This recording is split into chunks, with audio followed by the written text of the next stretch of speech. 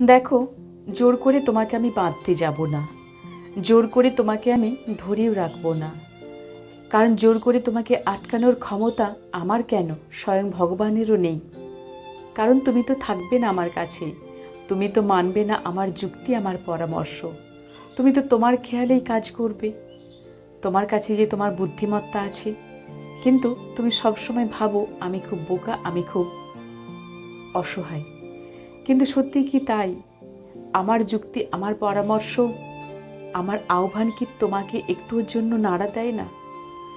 সব সময় যে তুমি যাবো যাবো, চলে যাব করো। আর কিভাবে তোমাকে সাধনা করব বলো?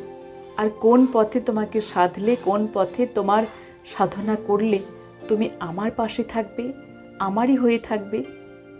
আমাকে আটকানোর জন্য এত কেন জোরাজুরি করতে হবে তোমায়?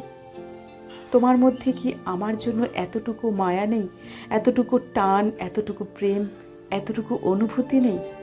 যদি তোমার কাছে আমার জন্য এতটুকু অনুভূতি থাকতো, এতটুকু টান থাকতো, তাহলে তোমাকে আটকে রাখার জন্য আজকে আমাকে এমনভাবে সাধাসাধি করতে হতো না।